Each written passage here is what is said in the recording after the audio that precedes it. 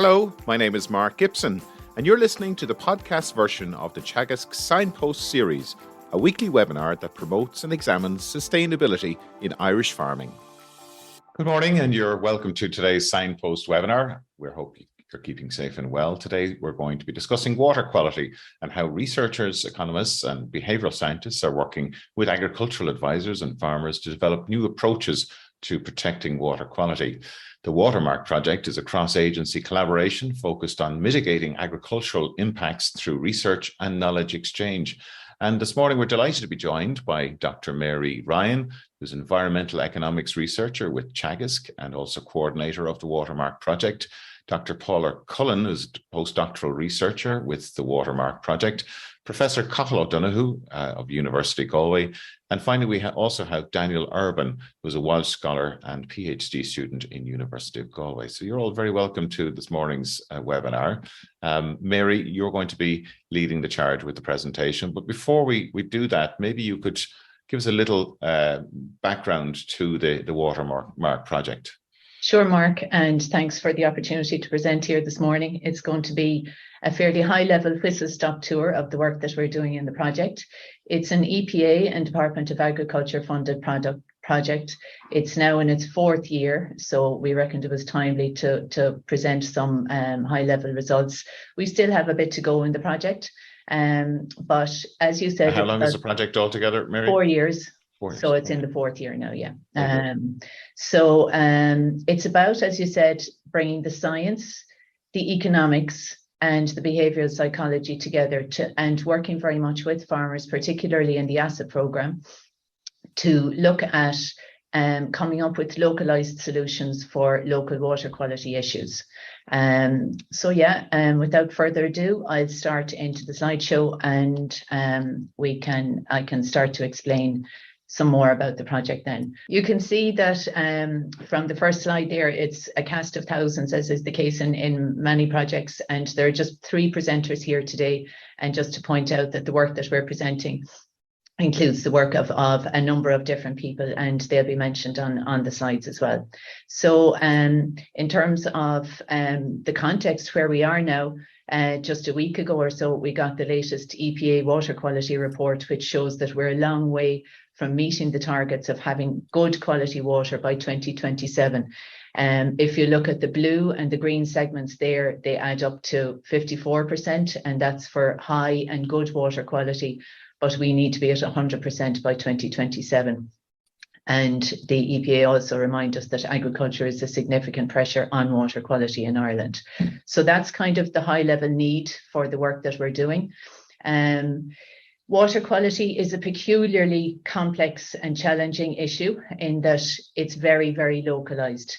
The nutrient and sediment losses are context specific. And what this means that in any given location, there are interactions between activity, which could be agriculture or forestry or septic tanks, the local hydrology, the soils, the weather, the slopes. All of these factors have an impact on how agriculture affects water quality.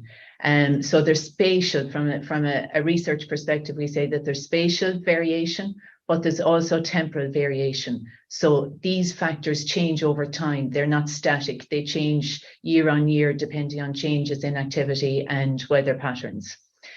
And then to make it more complex, nutrient losses are largely diffuse. So it's very difficult to link pollution outcomes directly to the inputs. And we have particular problems in that there's a lag between the polluting event and the resulting pollution, but also from the type of work that we're doing and the type of work that a programme like ASSAP is doing, there's also a lag between a mitigation activity and the resulting remediation. So all these factors have to be taken into account. And this is a very busy slide, but I'm going to talk you through it very quickly, bit by bit. If we start down at the bottom left-hand corner, we look at an innovation system. And what that simply means is we need to look at all the different people, organizations within agriculture or the agri-environment who can influence water quality mitigation. And that was the first element of the project. Top left, we have risk assessment. And this is where the scientists looked at coming up with risk assessments for P loss in particular. And then we do a whole component of spatial work within the project, where we take GIS data and EPA models, and UTing has come up with very neat GIS modelling methodologies that allow us to look at the activity in catchments and the water quality, and see, can we decide what's impacting on water quality within particular catchments. Daniel then has done a lot of work on the cost effectiveness, and this feeds into the GIS work, because he's looking at cost effectiveness at a spatial scale, in other words, at an electoral district or a small area spatial localized scale.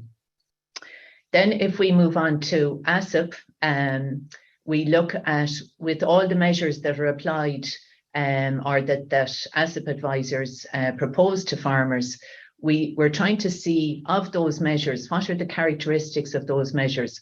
What are the costs? What's the ease of use like? What's the farmer acceptance like? Denis and his colleagues in University of Galway in the behavioural psychology component, they're interviewing farmers and advisors to see what can we glean from their interaction with ASSAP and with trying to improve water quality. And then we also look at win-win measures for water quality and see what are the components there, and what we're trying to come up with at the end of the day, and working very much with Noel and Paula is doing this work at the moment, trying to look at, take the measures in general from ASSAP and see what are the components that we could use to see what are the measures that are easiest and have the most impact for farmers, so that we can try to generalize some of the very specialized information that's coming from ASSAP. And then Cathal, who's involved in all of these different elements, his big thing is to integrate all of this to have economic, scientific and behavioral outputs from the project. So that's the hard part. It gets much easier after this. So in terms of the biophysical risk, Karen Daly and her team looked at pilot farms to come up with the risks for pea loss assessment.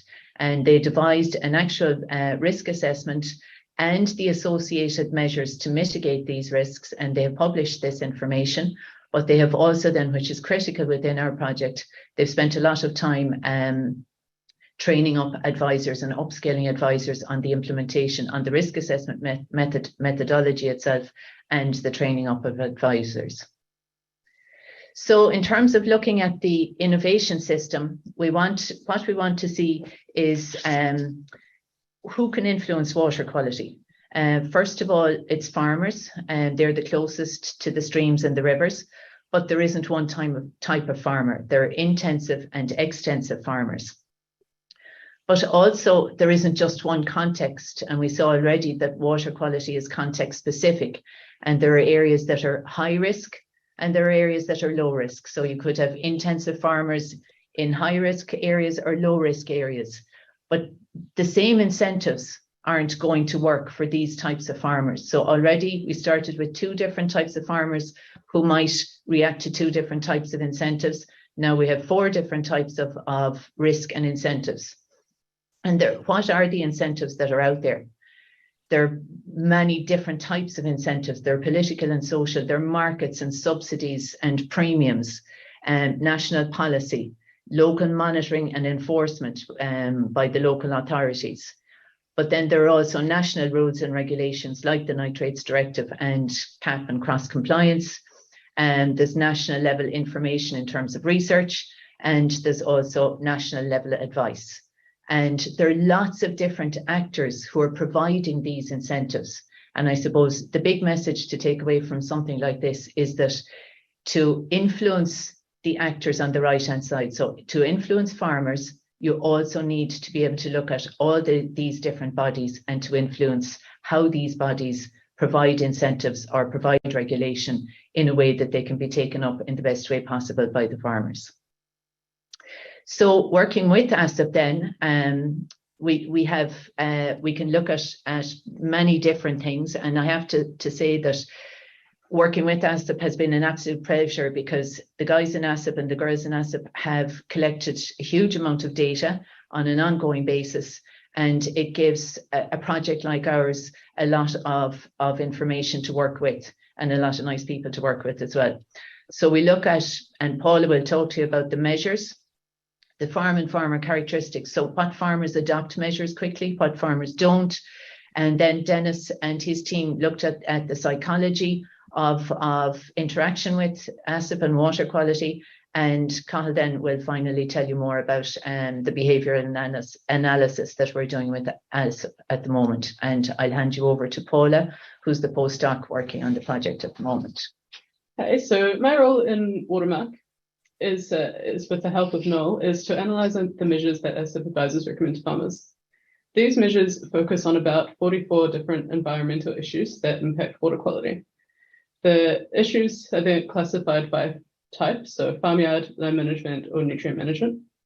And there are around 90 different actions that might be recommended, resulting in about 300 measure issue combinations.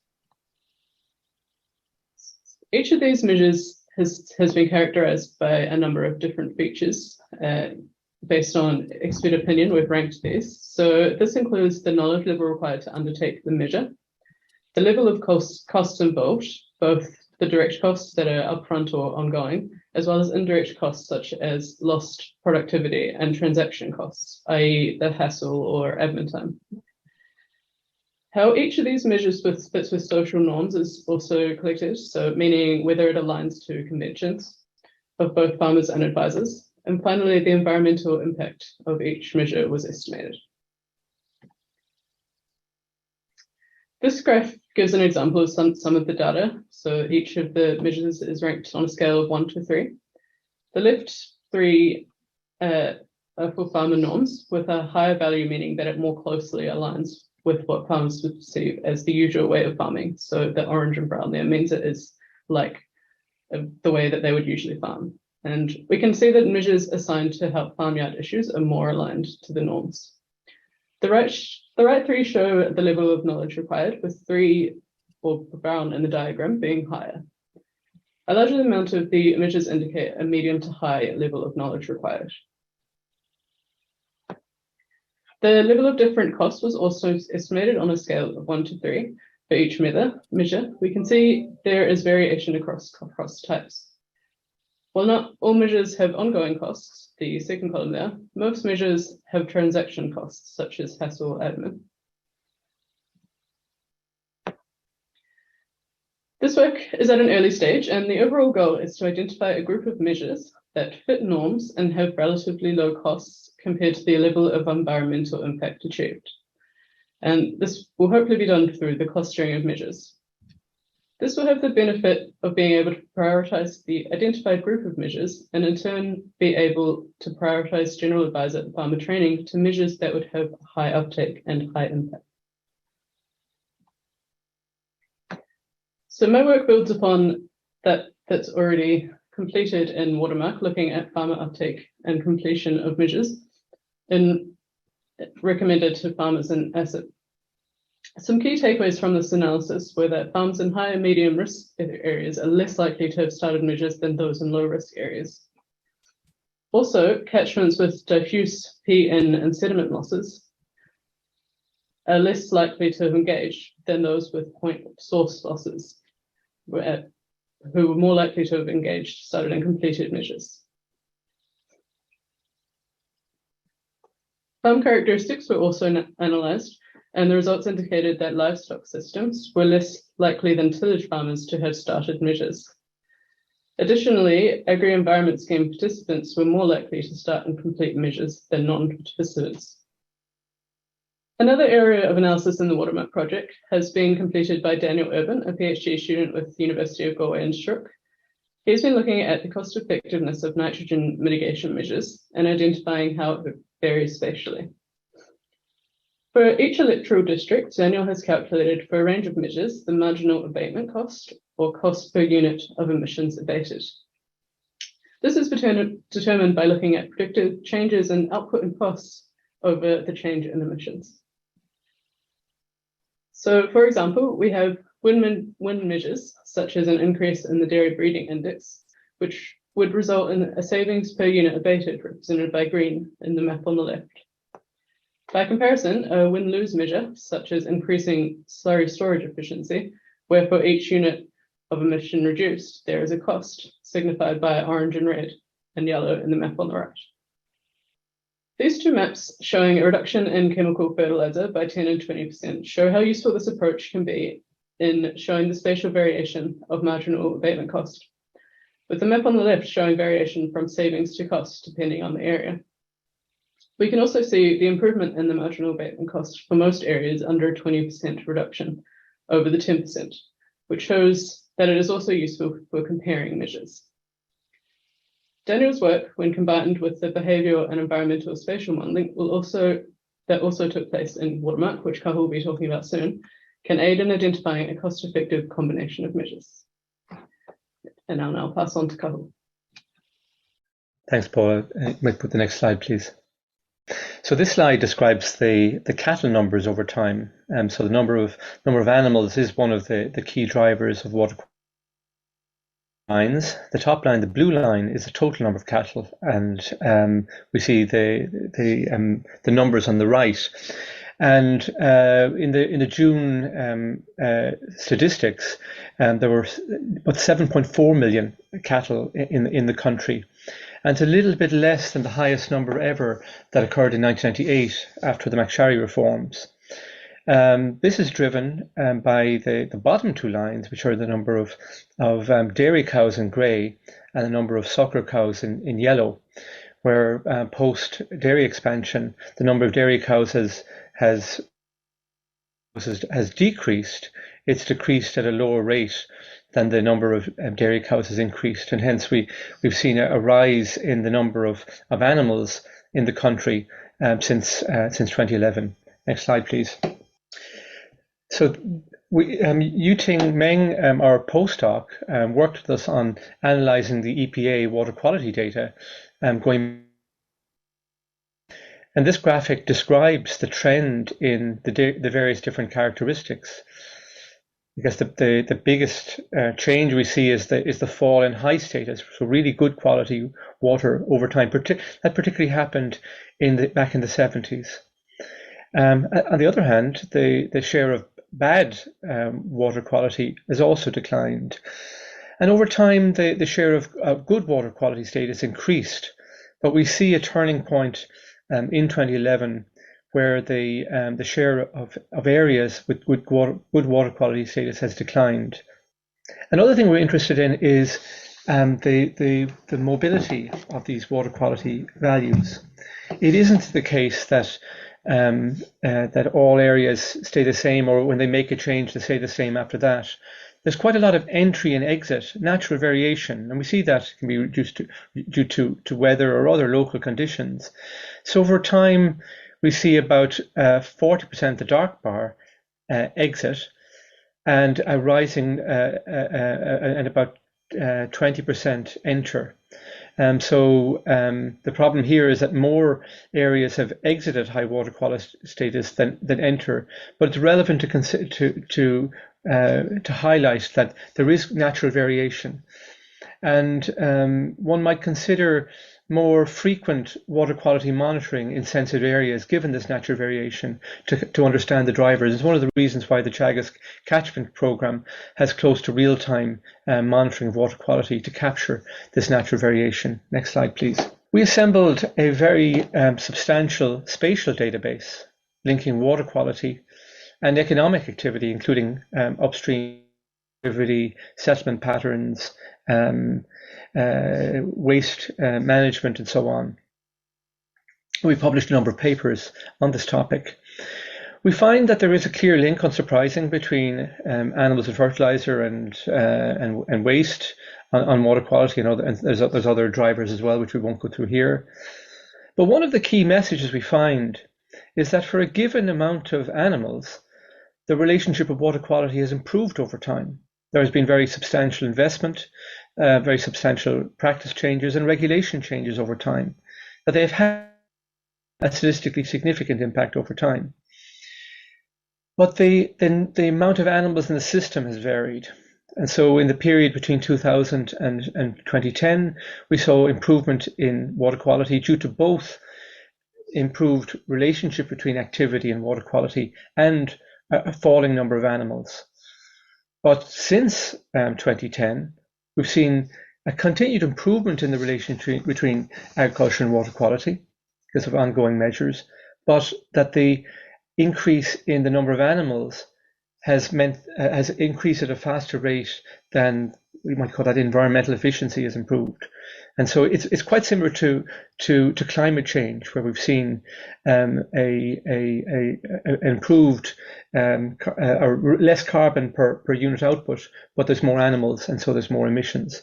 So it's quite a similar issue as in between water quality and climate change. This is a very busy looking graphic or map. With our spatial data, we can dig down to local areas. And this is a map of, in blue, the areas that maintained high status, green entered, yellow fluctuated, and red exit. And no matter what type of analysis we looked at, we found very localized trends and also very localized drivers of the trends. So the local situation is very important. That is the main conclusion from this. So from a planning point of view, from an economic point of view, if you think in terms of national solutions, like having a single nitrate zone, to a local problem where the issues are very localized, then one may have a so the water quality issues are not solved because the regulations are too weak. If you have a national, if you have low regulations, if you have high regulations, then and targeting the lowest common denominator, the areas that with the highest need in terms of water quality, then you may find you impose too high a cost on areas that don't need it. So the conclusion really here is from the analysis is that local problems require local solutions. So we need to try to nuance our regulations, our practices, our advice to the local situation, which requires local information.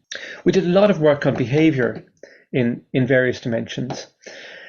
And we saw earlier a map highlighting win-wins, and it's a very strong message from the Teagasc MAC curve for climate change, and also a strong message from water quality-based MACs, that there are opportunities for farmers to both have benefits for the environment and to improve their profitability. The question is, if win-wins exist, why aren't they already in practice? Why don't people do it already? And so some of the reasons, information failures, they might know about it, that profitability isn't the only driver, that sometimes measures take too much time, there might be too much hassle, or they aren't consistent what people have always done. It requires a change, and for all of us it's hard to make changes, even if it's in our best interest. There might also be risk attitudes. We see this Rogers on the right about different types of adopters. Early adopters who are taking risks, they want to try new things. Mainstream who kind of wait to see what other people will do before they make a decision. And then late adopters who may never make a change. And so in terms of planning, we need to try to get these early adopters moving to build norms for the adoption of new policies, because farmers learn from other farmers before the mainstream will engage. Next slide, please. Other issues might be insufficient skills, so training is important, or capital constraints. If you have to invest, you may not be able to afford it now, or might be able to borrow. And there's also uncertainty about outcomes before you engage, given that very localized, including farm-specific impacts of changes. Next slide, please. So Denis O'Hora, Rosella Domenico and Jenny McSharry, colleagues of mine from the psychology school in Galway, did qualitative field work where they had case study, small group discussions with farmers and advisors, and they have a lot of very interesting conclusions. At that level, you can really dig down into the detail of issues that concern different stakeholders.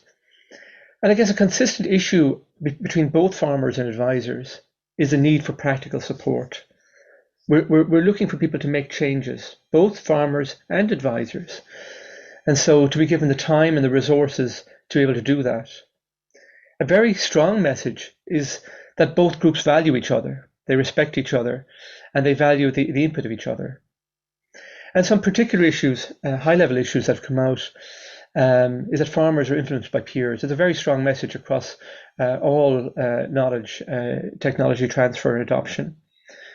That in the area of water quality, farmers feel quite isolated and ill-equipped to make changes, and that advisors feel constrained by organizational structures. So this goes back to Mary's original point about thinking about the whole system and not just about the farmers, and some very, very interesting lessons in this research to facilitate organizational change. We also analysed a survey that was collected on farms, where we looked at a range of different measures. These are 5 measures: nutrient management planning, soil testing, avoid spreading, fencing, water courses, lime application. So on-farm measures that would improve water quality. And we looked at the behavioural drivers, beliefs and attitudes, the personal attitudes of farmers, social norms, the influence of peers, knowledge or know-how, and the importance of resources. And across all the measures, we find that norms are really important, the influence of peers, and know-how or knowledge, is consistently strong across measures. So the importance of learning from other farmers and providing knowledge to farmers, that farmers who feel they know enough are likely to engage with, because most people want to do their best. We find for resources, we find a conflicting story. We find different relationship between measures that have a win-win, that benefit the farmer and the environment, versus those that have a win-lose. And so we need to perhaps nuance the financial incentives for measures that involve win-lose. So that's a key lesson from that. Next slide, please. This large graph is our map of the way in which research translates into farm advice. So Teagasc has production research, environmental research. There are specialists on both sides.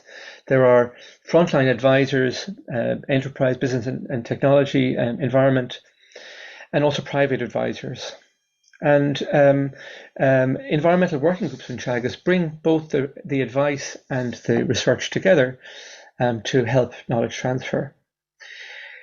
Historically, enterprise advisors focus on intensive farmers and environmental on extensive reps farmers. But we heard about the ASSAP programme, focusing on areas with the highest need. And so there were specialist advisors who understand the complexity that Paula was talking about. And so the challenge in the future is to mainstream. And that would pose, sorry, next slide, please. Yeah, so the challenge there is to train mainstream advisors to be able to incorporate water quality advice. And so the need for in-service training, decision support tools, facts and guides, fact books and guides to help mainstream advisors to translate that specialist knowledge of ASSAP advisors. Next slide, please. So it's my final slide. In summary, we for local solutions for localized problems requires local solutions, information, incentives. We have to take a system perspective, not only see it as a farmer's need to change behavior, we all need to change our behavior to change the incentives that farmers face. To make local decisions, we need more localized activity and scientific data. But we need to bear in mind that there is a cost of doing this. And so there is a balance to be struck between a more national incentives and knowledge and localized knowledge to support those local solutions for local problems. Thanks very much. Thank you, Cathal and Mary and Paula. Excellent presentation. Really enjoyed those slides. Really gives a good insight into the work that you're doing around water quality. Cathal, you presented some interesting graphs there around the trends in cattle numbers. I'm sure a lot of our viewers this morning would be very interested in the relationships there between cattle numbers and like you talked about, the environmental efficiency. And if I have it right, you're talking about similar to the carbon footprint of an animal, that the water footprint or environmental efficiency is improving, but that is probably being cancelled out to some degree by increases in numbers. Is that a fair assessment? That's correct. So before 2010, we saw both going in the same direction. There was an improved footprint, and there were fewer animal numbers. There was a decline. We might remember from that earlier graph. But post 2011, because the animal numbers started to increase before milk quota was abolished, as people geared up, and I think there was some loosening of the quotas after the CAP health check. So even though there's continued improvement, we see that when we look at the water quality relative to number of animals in the catchment, it's the number of animals and growing at a faster rate than the improvements. And as a result, we see a worsening water quality in that period since 2011. Mary, I'm particularly interested in your slides around that systems approach, or the innovation system, and the need for everybody to be on the same page, all of the different agencies and influencers. And this is something we're very interested in from a Teagasc Connected perspective. Any recommendations coming from that work? I suppose one of the things is that the recognition that everybody within the innovation system has a part to play in finding the solution, and also the connectedness of everybody within the innovation system is really important. We found out at the very beginning of the project, one of the first things that we did was brought everybody that you see on that map into a room together. And that was, when was it, July 2018 or something. And even though we'll say ASSAP and Law Pro, water quality was becoming way more high profile, some and many of the people in the room had never actually sat down together in a room to discuss what the issues were and how they could all contribute and network with each other to finding better solutions. And that was one of the first things that we did in the project, and we took on board all of their suggestions then in trying to refine what we were doing throughout the project. But that, I suppose, that was a key learning to us and to the people sitting around the big table that day as well. If I had a question, I have a question for Paula in relation to the knowledge required to implement different measures. I'm interested, Paula, to understand how you assess that. Was there expert input there? How did you assess that based on the different measures? Yes, so all of the rankings from 1 to 3 were done by an expert, and we will in the future also validate that with further experts to look at it. But yeah. Great. Thanks, Paula. So we've lots of questions coming through, and do please keep your questions coming through to us. If you have a question for one of our specific one for speakers, please do put that person's name. But just before we go to the audience questions, I do have one more question, Cathal, in relation to those trends that you were presenting. And there was a significant drop in water quality, or I think it was river water quality, that you were showing from around 2010, if I'm not mistaken. There was a dip there. Is there any linkages with any other trends that we know that has caused that outside of agriculture or agricultural? We do look at economic changes and changes in terms of settlement patterns, but that's probably the biggest single land use change in that period. The agriculture expansion post, that is, my sense is that is the biggest driver. The water quality has not worsened at the same rate as the animal numbers gone up, reflecting the improved relationship between animals. I mean, I think that's an important message, that it's not that nothing has been done. There's been quite a significant impact on what's been happening on farms. Yeah. It was 2015, wasn't it, when the quota regime was abolished? If I'm not mistaken, there wasn't quite a direct relationship there. Sorry, I missed that, Mark. Sorry, I was just talking about the abolition of the quotas, Cathal. That was 2015, if I remember correctly. Right. So there isn't any distinct relationship there. Maybe at a too national or general level. Just interested in your thoughts on that. Is there a connection there? Well, the animal numbers started growing 2011 was the lowest year. So there was a decline after the financial crisis, and then there was a build-up of stock in advance of the quota being abolished. So the animal numbers were rising from 2011. Okay. A lot of the growth actually happened before 2015. Okay. Right. Noel, we have some excellent questions coming through from our viewers. If you want to. Yeah, absolutely. Some really good ones. And as Mark says, keep them coming. A couple of questions, kind of, I'm going to group them together around the increasing of stock numbers and the impact on water quality. And I suppose, Mary, at the very start, you kind of outlined the parameters or the things that influence water quality. Maybe could you maybe delve into that a little bit deeper and explain why those multiple factors are important with regards to water quality impacts, not just intensity? So things like the environment, is that what you mean, Noel? Yeah, sure. Yeah, the hydrology and so on. Yeah, sure. So what you have is, we'll say, you might have a farm that's on light sandy soils. If you do, and you're highly stocked, there's a high risk of loss of nutrients down through the soil into groundwater, because it can move downwards so quickly. Mm-hmm. The opposite of that then is if you're in the west of Ireland in soils with kind of semi-peaty or with a peaty layer on top of the soil, where you have a high water table and you have high rainfall, on that type of farm, you're at a high risk of pea loss. Because if you spread organic manure or pea on the land, and then you have high rainfall afterwards, and the soil is already saturated, there's no place for the nutrients and sediment to go except to get washed into the nearest drain and into the nearest river. And the thing is that, farmers, they have no control over the environment in which they farm, so they have to deal with it as best they can.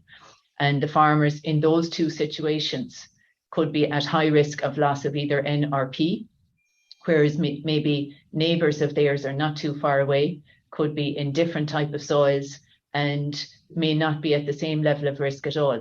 And, to use common parlance, you could have a guy who's a messer, but it's his messing on the farm isn't going to cause a huge problem. Whereas you could have a very conscientious farmer who's doing his absolute best or her best to manage the soil and the location as well as possible, but because of the soil and the hydrology, or how quickly nutrients can leach down into groundwater, it's largely outside of their control. And as well as that, then sometimes it can take a long time for nitrates to get down to groundwater. So there could be a damaging event today, and it mightn't show up in the groundwater for 10 years, whereas on the pea loss side, it can show up tomorrow if there's if you're getting nutrient and sediment, pea and sediment carried directly into water. And rainfall has a huge impact. If you have rain immediately after spreading slurry, and you're close to water, you're at high risk of loss of nutrients. And the advice from Teagasc and all the agencies is that to try and minimize the nutrients and optimize the times that you put everything out, the time that you put out your slurry, the earlier in the year that you can put it out, the more active the grass roots are for taking up nutrients, the more of it will be taken up quickly, so then the less that's available for loss to water. And I suppose that's one of the key messages all the time. And then not to over apply chemical fertilizer, which obviously nobody is trying to do this year, but with the prices. But I think we will learn a lot of lessons from this year in terms of water quality in particular, that farmers can do a lot to manage their nutrients really, really efficiently, and to improve water quality and to improve the money that's in their pockets as well.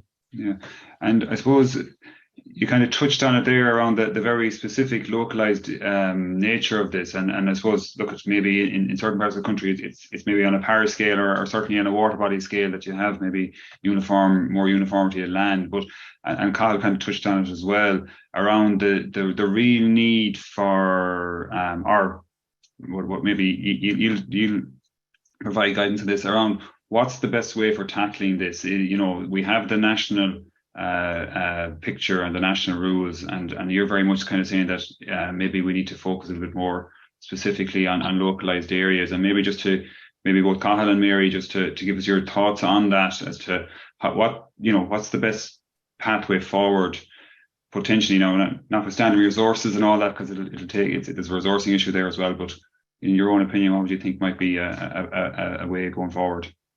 Well, I'd hand over to Cullen in a second, but I think that the behavioural work that we're doing with Denis and his team and with ASSAP, and again, I'll compliment the ASSAP programme and Noel for the level of data that's there, and the usefulness of it. That, as Paula said, what we're trying to look at is there are hundreds of measures within ASSAP that are applied differently in different contexts, and this comes back to the whole localised nature of the problem and the solutions. What we're trying to do is to come up with clusters of measures that are kind of highly adaptable, if you want to put it that way, that are maybe low cost, that farmers feel they have the knowledge and the know-how to actually adopt them, that farmers think it's a good thing to do and their neighbours think it's a right thing to do, and that the cost is reasonable. But one of the important things in terms of cost is sometimes people think of just the financial cost. What we're also trying to look at here is, as Paula described them, transaction costs. So it's not just money. If a farmer is asked not to spread slurry on a sloping field that's near a river in bad weather, or not to spread at all, not only is there a financial cost and loss of productivity to that farmer, but there's also a big hassle, nuisance and time cost if he or she has to drive that slurry couple of miles down the road to an out farmer, someplace where it can be put out safely. So all of that gets factored in, and that's kind of, we're trying to tie all the pieces together to bring those cost elements and the spatial and the localized nature and the behavior together to try and come up with kind of a smaller set of measures that we think could be highly adaptable and with good impact as well. Cathal, maybe you want to come in on that also. Thanks, Mary. I think water quality is very challenging. If you look at greenhouse gas emissions, it's dependent really on the number of animals you have and the amount of fertilizer you use. It depends on where the farm is. There's very many measures. We saw Paula's work, 300 odd options that are being advised by ASSAP advisors. So very skilled advisors, knowing the local situation, knowing what to do on the farm. The challenge is to take that knowledge and to be able to apply it more widely in other areas. So it is quite significant. Going back to some of Denis's work, in terms of their engagement advisors on the issue, it is quite a significant organisation. I guess that the challenge is responding to all those needs. We're having some issues with your line there, Cathal. There's breaking up a little bit, but it's fine. I think it's working reasonably well. But could I ask? I mean, are we looking, like, based on all of the work that you presented here, are we looking at the need for a more targeted approach to our advisory efforts across the country, given the fact that there are we need local solutions to local issues, and you know, is your work pointing towards the need for a scaled up version of the ASSAP programme beyond the priority action areas? I think maybe if I take this, because Cahill's line is poor, I think maybe to look at it two ways, Mark. You know, if you had a magic wand and you could have ASSAP advisors all over the country, I think would be fantastic. And already Noel, how many years is ASSAP on the go? 3, 4? 2018, mid-2018, I suppose. Okay, yeah. So already in the recent EPA water quality report, they acknowledge the fact that within the priority areas for action where ASSAP is working, that there seems to be a small positive improvement in water quality. But as I said, one of the problems is lag time. So we don't know how long it takes for these mitigation actions to show up. And ASSAP have had very good levels of engagement with farmers in these areas. Now, these are high risk areas where there's a known issue with water quality.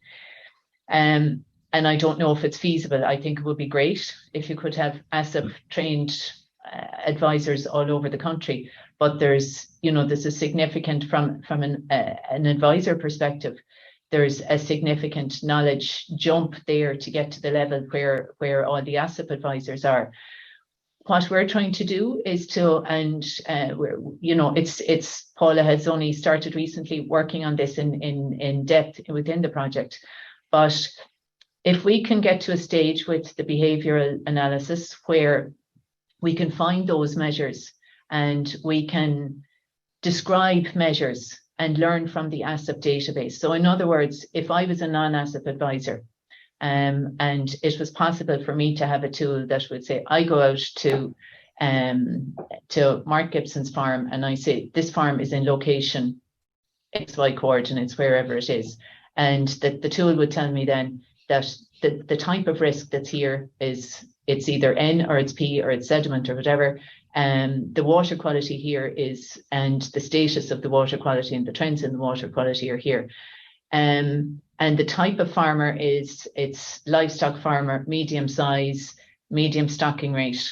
And from the ASSAP database, can we learn enough from the database to be able to put forward options for a non-ASSAP advisor, for a general, would say Teagasc or whoever else, private sector advisor, to be able to learn from what ASSAP advisors what they recommended to farmers in this particular context, but also what the level of engagement and uptake of measures was in those particular contexts. So that's where we're trying to get to, and it's a bit of the holy grail at the moment.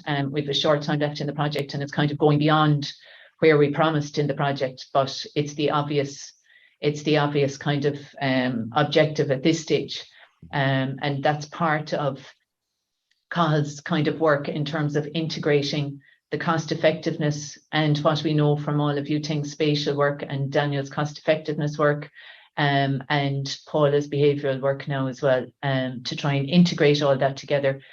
What can we learn from how ASSAP has operated, both from a farmer perspective and from an advisor perspective, to be able to provide more generalised information that would be useful for general advisors.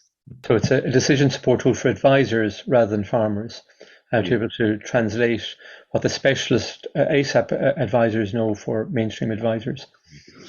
I see Denis and Daniel are there in the background, and Paula, you think, please feel free to jump in at any stage if you want to make a point. Noel, back to you. Yeah, just a kind of very specific question around the regulations and the implementation of regulations. And have you observed a disconnect between the implementation of the water quality regulations and an understanding of the same regulations objectives? So water quality being the objective, but from farmers on farms or with advisors assisting farmers with compliance of such regulations. So, are people maybe getting bogged down on maybe the bureaucratic side of it, as opposed to seeing the bigger picture and why the regulations are there, which is to protect water quality? And have you observed that in your analysis to date? That might be one for Denis. I know he has his hand up to come in there. Hi there, everyone. I actually wanted to come in on the previous point, which is around, it was when Mary was referencing the decision support tool for advisors. I think that's a very good idea, and including the transaction costs would, once you have the criteria for the location, you can then select the lowest transaction costs for that farmer. The more you know about that farmer's situation, and also you can also add in certain behavioral questions to see, how much time they have to do things, what their resources are, and so on.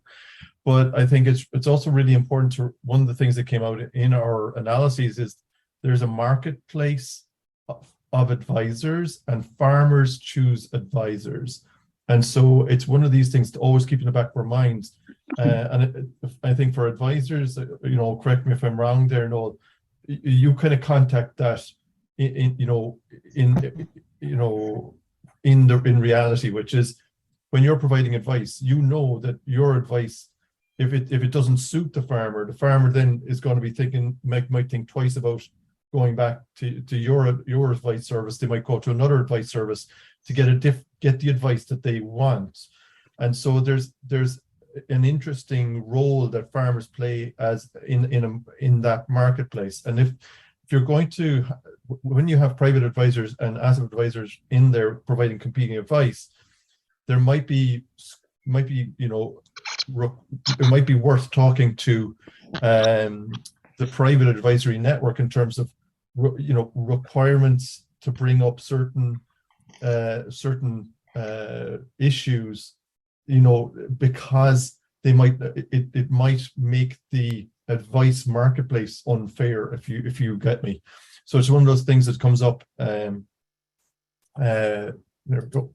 So it might be one of those things that comes up that might be an issue. So it came up in our advisor study. Yeah, and just maybe just on that, actually, in that flow chart that you had up, Cathal, from the Teagasc to the research and the environment and the flow chart across, and you had the advisories there, but the only one that wasn't connected in the link was the private advisors. And I suppose to me, that is a big gap in what we're trying to achieve. And maybe, have you any thoughts as to how we can, engage better and mainstream it more? Because I think mainstreaming is a very important point that you made on the same slide, I think. So obviously, we need to, and within our own Teagasc advisors as well, outside of ASSAP, how do we maybe land those messages and get them more ingrained into the advisory discourse, the daily advisory discourse? I guess that goes back to the overall philosophy of changing the behaviour of those who set the incentives. Motivates private sector advisors. Do they have the information flows they need? Are the guidelines there? Often various schemes can inform what private sector advisors will do. So to look at them as a group and to see what they need. So it's, I guess, I don't think Denis looked at the private advisors and Rosella in their focus group. We tried, but we weren't able to get people on board within the time frame, unfortunately. But this is more just an approach to look at the individual components of the innovation system, including private advisor, but also regulators and civil servants and people in Teagasc and people in universities. We all need to think about what we do and our role in that system. It's not all saying change. We all need to think about how we change to deliver the final outcome. We're coming close to the end. I have a question. It's a more general question, and all feel free to contribute to this one. Like earlier this year, we saw the invasion of Ukraine, and suddenly food security came right up the agenda, and that coupled with sustainability, and you have farmers. There are a lot of asks for farmers at the moment. You have biodiversity, you have water quality, you have climate change, and then you have food security as well in the mix as well. Are we? I won't say are we asking too much, but are these all of these different asks being properly coordinated, or are we resourcing it enough? I know, Cathal, you talked about the capital constraints and the risk and the time and so forth, but there's a huge amount coming at farmers at the moment, and I'm just wondering: is there enough? Is there enough coordination of that, or is there enough support around all of those? Because if we are serious about wanting high water quality, low carbon food, and a fantastic wildlife and biodiversity, and farmers also obviously making a viable living out of the sector as well, is there enough collaboration happening around all of those different issues? Might come in on two aspects. I mean, one, there is probably more we can do to have a lower environmental footprint from agriculture, but we have to pay for it. It comes with the cost. There are win-win measures, but they're not all win-wins, and so we need to see how we can do that. If we lose nutrients, there's a cost to the environment and a cost to the farmer. And then more widely, there are so many different goals for our land, both food security and in terms of various environmental goals. They are not joined up. They're not necessarily coherent. They're not necessarily all achievable. Very many people have suggested that we need a national land use planning framework or strategy with the information to be able to make, which are hard choices. I mean, there are trade-offs. We may not be able to achieve all the goals we've set, but we have no current framework either to make those. And so we depend a lot on narrative. So I think it's essential that the country develop as soon as possible. And there is planning at the moment, but to roll out that land use planning, to work out what's in the best interest of the country, and then to resource it properly. Mary, did you want to come in on that? Yeah, just I guess maybe to learn from what we're doing in this project and our learnings from taking an innovation system approach. Our innovation system approach just looked at the water quality component of the agri-environment.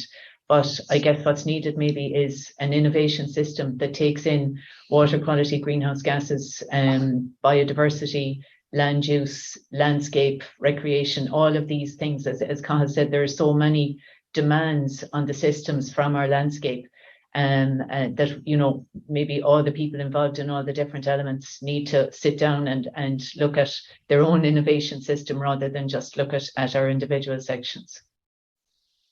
Okay, just Denis, we're getting tight on time. If you could maybe make it brief. You know, and you think then that farmers at the very bottom of all of that, all of these different responsibilities, and then they've all the different regulations for all the different chemicals, all the different electricity, all the different buildings they need to do. I think we need to work on ways of coordinating all of this. Yeah. So there's an onus on that system to really coordinate. Absolutely, couldn't agree more. Look, we're out of time. I want to say thank you to all our presenters: Cathal, Mary, Paula, Denis, and Daniel, and Ting is there in the background as well. Thank you for all of your contribution today. Noel, thanks for helping with questions. And I want to say thanks to Yvonne Maher, who's helping in the background, along with Andy Boland and Pat Murphy in terms of the organisation of this series. Next week, we're going to be joined by Rebecca Davis and Molly Burns from Leaf UK, and they'll be discussing linking environment and farming. This is a group that's in the UK, and I think will be a really interesting model for us to look at from an Irish perspective. Thanks again, everybody. You've been listening to the podcast version of the Teagasc Signpost Series, the weekly webinar that promotes and examines sustainability in Irish farming. Don't forget to join us live every Friday morning for our latest webinar. For more, visit teagasc.ie.